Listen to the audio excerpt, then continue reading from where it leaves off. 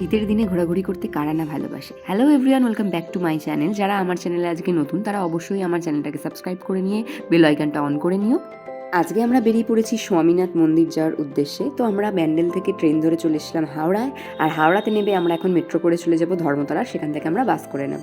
আগে আমি অনেকবারই মেট্রোতে চেপেছি, বাট মা বাবা বোন কখনোই মেট্রোতে চাপেনি, তাই ভাবলাম আজকে ওদের মেট্রো দিয়ে নিয়ে যাই। আর মারাও বলছিল যেন আমরা মেট্রো করে যাই, তো এখান দিয়ে আমরা টিকিট কেটে নিয়েছিলাম। আর মারাও খুব এক্সাইটেড ছিল, বোনও ভীষণ এক্সাইটেড ছিল, ও কখনো আগে মেট্রোতে চাপেনি আর ভয়ও পাচ্ছিল ওরা একটু। আজকে আমি তোমাদেরকে যে জায়গাটায় সন্ধান দিচ্ছি, জানি না তোমরা কতজন সেই জায়গাটা সম্পর্কে পরিচিত।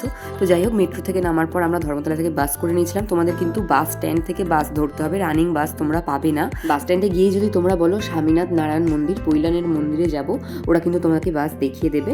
তো ফাইনালি আমরা বাসে করে চলে যাওয়ার পর চলে এসেছিলাম মন্দিরে। আর মন্দিরের ভেতরে ঢুকেই আমরা ফার্স্টে চলে গেছিলাম ফুড কোর্টে, কারণ আমাদের প্রচণ্ড পরিমাণে খিদে পেয়েছিল।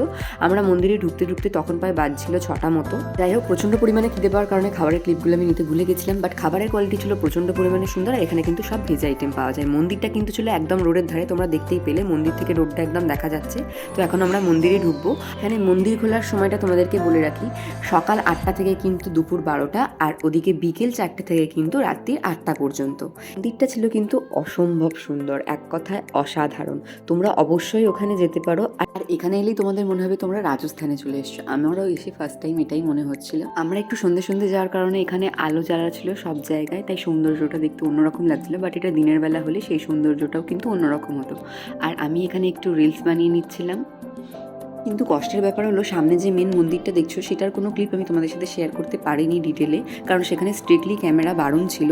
আর তবুও অনেকে ছবি ভিডিও করছিল, তাই আমি একটু ক্লিপ তোমাদের সাথে শেয়ার করলাম। ভিডিওটা কেমন লাগলো অবশ্যই জানিও। দেখা হবে নেক্সট কোনো ভিডিওতে। Bye bye.